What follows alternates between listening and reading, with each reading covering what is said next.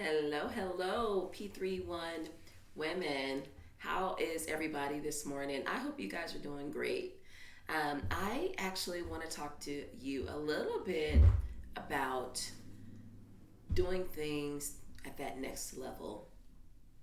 How many of you have maybe stopped and paused to look at your life and felt like, wow, a lot of the areas of my life that I really wanted to excel in, I feel like I'm just doing okay. I feel like I'm maybe a little more mediocre than what I'd like to be. And sometimes it depends on, the season of your life. There could be some rationale behind that. But sometimes it's just a matter of maybe lack of planning. And sometimes it's just maybe that you were supposed to go down a different path. And sometimes we just settle. Let's be honest, self included. There have been times when I've said, okay, well, this is just as good as it's going to get. And, and I go into acceptance. And I want to encourage you in those areas where you really truly feel that you're supposed to be at the next level of, of success in terms of what that means for you. That good is absolutely the enemy of great. Back when I was in high school, many moons ago, on the walls of I believe it was the music area, there were little posters that said commitment to excellence. And so, decades later, I still have that in the back of my mind, and I think about that phrase for many areas of my own life in terms of not settling for mediocrity. And I think it's important as women of God, as we think about, being great and excellent women, to not settle for just being good or just being okay, but really thinking about those areas where we want to be highly successful and succeeding, whether that's, could be with your own business, it could be your ministry, it could be in the workplace as an employee, it could be your health, your well being. But I think it's really important to be intentional about what it means to take things to that next level. And the first thing that you need to do is make sure that you're taking care of yourself. Yeah, you probably didn't expect me to say that, but I think it's really important that when you think about being committed to functioning at that next level and whatever that area is, that you're taking care of yourself. I love the analogy of the airplane ride when people say, okay, if the oxygen, starts to leave the airplane, first put on your own mask, then help your child or your passenger sitting next to you. But you have to make sure that you're getting what you need in order to pour out into others, in order to go to that next level or pour in to something else. And so I encourage you to make sure that you're getting enough rest. Ladies, we are horrible at this. We will sacrifice everything for, the house, to make sure the groceries, cleaning the house.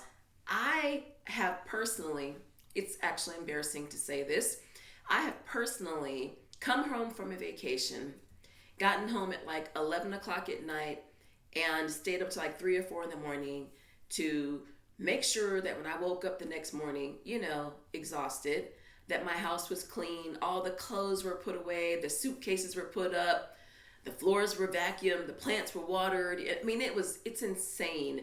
And we've got to really stop doing that. And I'm talking to myself right now, because a lot of times we'll sacrifice to try to live up to some type of an image that really is just from our own imagination of some standard that doesn't have to always be met. And again, you want to be excellent, you want to be good, but that doesn't mean you have to have a perfectly clean house every day. And you can't do it in every single area of your life all the time. You will absolutely burn out. And it took me a long time to figure that out, because I would definitely try to achieve excellence in every single area and perform at this level at every single area. But you only have so much time in a day. You have to take care of yourself. You have to make sure that you're doing things that you enjoy. If you enjoy reading, you need to carve out some time on your calendar to make sure that you're reading. If you're feeling like I never have time to wake up in the morning and study the word, well, then you're going to have to probably cut something else out. Cut out that reality TV show that you probably shouldn't be watching anyway, maybe. And wake up a little earlier and get some word in. Or maybe you feel like, I really want to make sure that I'm exercising. I really want to make sure I'm getting to the gym. Make sure that you're doing things to allot time for that, to take care of yourself, because you've got to make sure that your health and your well-being are maximized and optimized in order to be optimized and maximized in other areas. All right? The other thing I wanted to share with you or encourage you to do is to set the bar high. Don't settle. If there's things that you want to do, maybe you feel like, well, dang, I'm 40 or I'm 50 or it's too late for me to do X, Y, and Z. It's not. As long as the Lord has given you breath in your body, do not start saying things like, I'm too old, or that ship has set sail, or I don't want to do this anymore. I don't have the energy. When you have those conversations with yourself, it can actually start to change your framework of how you see yourself. This is legit. And I can recall my mother growing up would always tell me, do not ever, call me old, her old. Don't think of yourself when you get older and you're maturing as an old woman, or label yourself, because a lot of that is in your mind and you will start to live out how you talk. And that is very true. So if you've got some things that you want to still accomplish, maybe you want to go back and get a degree and you're 40 years old. You know what? I say go back and get the degree. People do it. Maybe you want to become a bodybuilder. I don't know, whatever those dreams or those goals are. If you really feel like that's something that is for you, that the Lord has for you, then I encourage you to think it through, sit down and make a plan and go for it. You still have time if you have life in your body. You might have to rearrange some things. You may have to wait until maybe a different season, but don't just give up on yourself. I think it's very important. The other thing I want to encourage you to do is to have a plan in place. I will share with you something that I do, that I try to do, and I have skipped a few years, but around my birthday every year, I make what's called a Carpe Diem list. I think it means seize the day. And if I'm wrong, somebody tell me. I believe that's Latin for seize the day. And what that does for me is it allows me to have categories that are written out in a Word document for all the different areas of my life. So I have one for health and well-being, so things like working out, making sure I'm eating, drinking enough water. I have one for actually education. I love learning. I consider myself a life learner. And I'll never stop learning as long as I have the mental aptitude to do so. I will always be taking in information or maybe getting a certificate. I don't know that I'll ever get another degree again, but I don't know that I won't either. And so I have the education section in there as well. I also have a section for family. And what's been in there typically is spending more time with nieces and nephews, or maybe it's, my son, or maybe it's having a date night with my husband, just goals that I want to achieve in that specific area. And then I always have something for vocation, or career, or could be, business pursuit that I'm going after as well. And I'll try to do SMART goals to list them so that I can have some accountability: specific, measurable, attainable, realistic, and timely. Making sure that there's specific goals, spend at least, one Saturday a month with my niece doing breakfast. Measurable, maybe it's the component in there that says it's per month or it's once a month.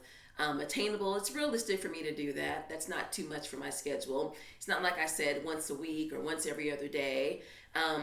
Relevant or realistic, relevant, it's definitely relevant to me wanting to be a stronger woman of God, being an example, wanting to mentor and pour out into younger women. And then timely, the monthly component allows you to hold yourself accountable. And then that next area that I'd like to encourage you in terms of just really making sure that you're setting goals for yourself and that you're moving forward and not settling, is to have a group of people who can hold you accountable. You want to have some ladies in your life who can hold you accountable when you are setting goals for yourself, when you're trying to make positive changes. And I'll tell you, that accountability piece is no joke. So many times I found myself making some announcement about something I'm going to do, and then I'll share it with people and all of my excitement and enthusiasm, and I'll see them maybe like 3 or 4 months later. And the worst thing in the world, but the best thing in the world is when they say, hey, how are you doing on that such and such goal? Hey, are you still going to the gym 3, 4 times a week? And when you are, it's like, oh, yeah, I am still doing that. When you're not, sometimes they can give you a little kick or a little, encouragement to make you say, I do need to get back on that. Hey, you said you were going to start, singing again. I noticed, you're not doing that. Why aren't you doing that? You really need to make time for that. And so I think it's important for you to have some people in your life, some ladies in your life, some friendships that can hold you accountable and also love on you and support you along the way. Overall, just remember, don't give up on yourself. You can still reach those goals, and don't settle. Again, good is the enemy of great. Be great in the things that you are pursuing in your life. All right, that's all I have for you today. I encourage you to be blessed, and I will talk to you soon.